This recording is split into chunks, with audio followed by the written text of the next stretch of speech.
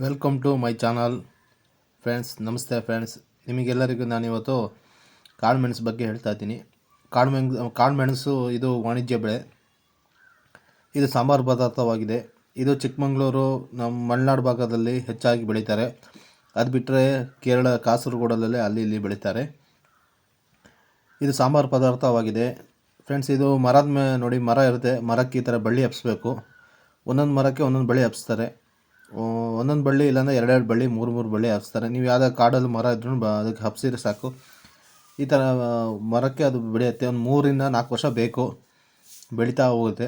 ಬೆಳೆದು ನೋಡಿ, ಮೆಣಸಿದೆ, ಕಾಳುಮೆಣಸು ಅಂತೇಳಿ ಈ ಥರ ಬಳ್ಳಿ ಮೇಲೆ ಬೆಳೆಯುತ್ತೆ ಕಾಳುಮೆಣಸು. ಇದು ಸಾಂಬಾರು ಪದಾರ್ಥವಾಗಿದೆ. ಇದು ಎಲ್ಲ ಕಡೆಯೂ ಏನು ಬರೋಲ್ಲ, ಕೆಲವೊಂದು ಕಡೆ ಪ್ರದೇಶಗಳದಕ್ಕೆ ಬರೋಲ್ಲ. ಇದು ಕಾಡುಗಳಲ್ಲಿ ಬೆಳೆಸ್ಬೋದು.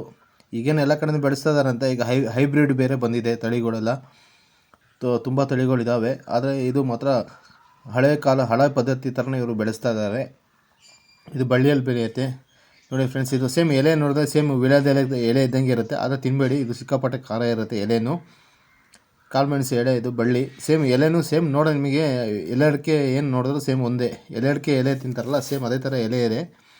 ಸ್ವಲ್ಪ ಚೇಂಜಸ್ ಇರುತ್ತೆ, ಚೂರು ಸ್ವಲ್ಪ ಕಪ್ಪು ಸ್ವಲ್ಪ ಜಾಸ್ತಿ, ಅದು ಸ್ವಲ್ಪ ಬಿಳಿದ ಅಂಶ ಇರುತ್ತೆ, ಇದರಲ್ಲಿ ಕಪ್ಪು ಎಲೆಗಳಾಗಿರುತ್ತೆ ಫ್ರೆಂಡ್ಸ್. ಇದು ನಾವು ಸಣ್ಣವ್ರು ಇರ್ಬೇಕಾದ್ರೆ ಮನೇಲೆಲ್ಲರೂ ಇದನ್ನು ಔಷಧಿಯಾಗಿ ಕೊಡ್ತಾಯಿದ್ರು ನಮಗೆ. ಔಷಧಿ ಥರ ನಾವು ತಿಂತಿದ್ವಿ ಹಿಂದಿನ ಕಾಲದಲ್ಲಿ. ಇದು ಕಿತ್ಬಿಟ್ಟು ಇದನ್ನು ಸ್ವಲ್ಪ ಕಾಯಿಗಳು ದಪ್ಪ ಆಗಬೇಕು. ಕಾಯಿಗಳು ದಪ್ಪ ಆದಮೇಲೆ ಇದನ್ನು ಒಣಗಿಸ್ಬಿಟ್ಟು ಪುಡಿ ಮಾಡಿಬಿಟ್ಟು ಎಲ್ಲ ಕಡೆ ಯೂಸ್ ಮಾಡ್ತಾರೆ. ಈ ಸಾಂಬಾರು ಪದಾರ್ಥವಾಗಿ ಯೂಸ್ ಮಾಡ್ತಾರೆ. ಪೆಪ್ಪರ್ ಅಂತಾರೆ ಇಂಗ್ಲೀಷಲ್ಲಿ. ಇದೇ ಥರ ನಮ್ಮ ಚಾನಲ್ನ ನೋಡ್ತಾಯಿರಿ, ಸಬ್ಸ್ಕ್ರೈಬ್ ಮಾಡ್ತಾಯಿರಿ.